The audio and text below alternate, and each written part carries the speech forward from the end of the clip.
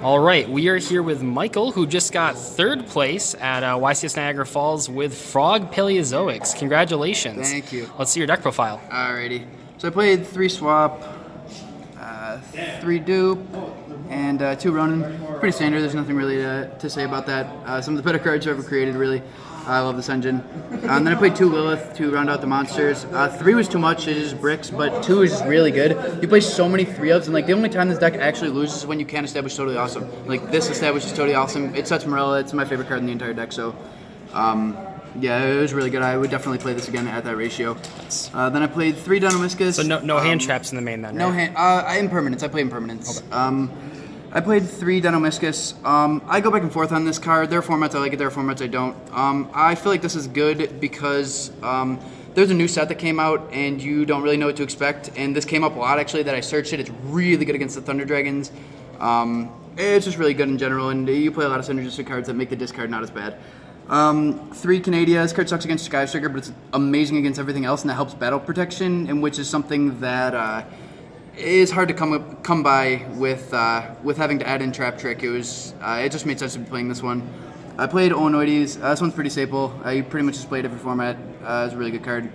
3 Paleozoic Morella. It's probably my favorite card in the entire deck. The card's absolutely insane. Like, it's just a toolbox and it does whatever you need it to do. Like, to sending another, like, there was not a lot of times I had to send another Paleo, but when that comes up, you're either winning or losing because of it. So it was super relevant. I was really glad about that. Then I played 3 copies of Gozen Match. Gozen Match is really, really good. I didn't like Rivalry because it doesn't stop like Thunder, Altergeist, and way too many decks that you can't afford to be drawing brick cards against. Like, especially without playing draw cards, like you really just need to be like drawing good hands, and like this supplemented really good hands all day. I played 3 Impermanence. It's the only hand trap. Sometimes you can play past Gumbler in this deck. Not a lot, but enough to warrant only playing this in the main because I didn't think the Gumbler deck was that big, which it wasn't super huge. Did you play any against any of those decks? Yeah, I played 3. I beat 2 of them. The other one was my only loss to Gabe, who won. I don't know. I just drew 2 dupe and a Ronin, and then 2 Duster the game 1. But congratulations to him. He's a super good duelist. I had no complaints about it. It was really good. Trap Trick. This card was probably MVP. I must have made this like I probably set Duster out of it 10 to 12 times, and it just won. Like, it's just absolutely insane. Like, this card is nuts. It's such a buff to this deck. It's ridiculous. Man, I didn't even see anyone else playing that card in like anything. It's crazy. Yeah, it's amazing. I love this card. I absolutely love it. 3 Lost Twin. I still thought it was good. It's good with this. It's good with this. It's just good with everything. And like, it puts your opponent in an awkward scenario. Like, they don't want to summon back into a Lost Twin and give me more free Paleos. But like, it negates permanently. Like, this is insane. And the halving is just really good. This is really good against a lot of decks.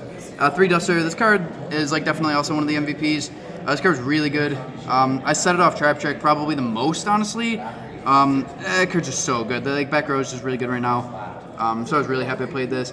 I played 1 Breakthrough Skill. I played it because probably 70% of the time you end up with Morella. It's just like really generic. Like, if you're setting from Lilith turn 1, you want to set Morella. So like, I didn't want to have not all the correct targets, and like sometimes this is the correct target.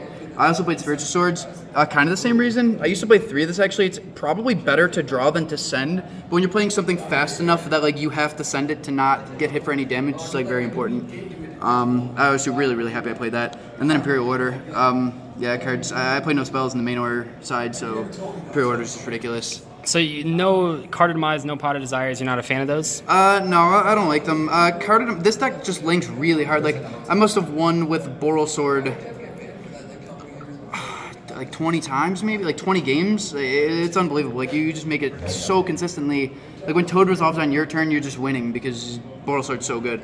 And like, Demise isn't worth it. And banishing the Frog is just not.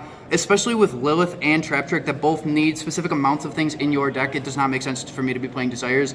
And I already didn't like it because of Ronins. So that was the main deck. And then for the side deck, I played this. This is actually kind of interesting. I played this as a counter side. I played Judgment and 2 Dark Bribe. Usually these are kind of bad because they let you draw, but you cannot afford to be drawing bad cards. Like, you can't be afford Wiretap against Goki is what I'm saying. Red Reboot is way too strong. You cannot do anything. So this stops Reboot, stops like Twister and all those other things. This card's just ridiculous. It was super good. I was super happy I sided it. The draw never really mattered because it was usually just them chaining like twin twisters to like anti-spell or mistake, and like at that point they were just getting dark bribed, and then like they were resolving, so it didn't. The one card didn't really matter. So you were a fan of the Dark Bribe more so than Wiretap because Dark Bribe can negate like twisters, which Dark Bribe or which Wiretap can't. Yes, and Called by the Grave. It stops a lot of niche things that sometimes you needed to. I played 3 Keps of the anti-spell. This card I don't like going second. I think it's just bad going second, but I think it's really good going first. So I just side deck it. That's kind of my same deal with Mistake. Is like I think these just like are really bad going second, but they're super good going first. Where like goes in, I play in the main, where you can play that going first or second against every deck, and it's really good. And the Mistake never can conflicted with the Dupe Frog at all? Never, no. Dupe Frog gets from graveyard as well, so if I play so many routes to Paleos and Frogs that you can afford to spec like a swap off, send a swap, and then like he just adds the swap from grave if you need to do all that. Like usually you're in a good spot with the Mistake anyways. Yeah. So it never locked me out. And then for the hand traps, I played 3 Ash. Card is really good. It's really generic. Stops everything. And then I played 3 Bell. I played these because they play around mid-breaker field. That was like important to me because when you play a build-a-board deck, you want to make sure that you can stop them every time. And like Ogre and friends just don't stop them every time. These do. I guess the one time it was kind of unfortunate. I stopped the Firewall and he had Soul Charge, so that kind of sucked. But for the most part, it was really, really good. I was really happy I played these ones. And then for the extra deck, I played 3 Keps of Totally Awesome. Probably best card they ever printed in Yu-Gi-Oh! Super happy they printed this. I mean, I feel like if you could design a card, it would look something like this, right? Like, it does everything. Activate, and then I played 2 Opabinia. The second one actually never came up, but you definitely want to be able to search your things, and searching Olenoides to out your own Gozen match actually comes up because then you make World Sword.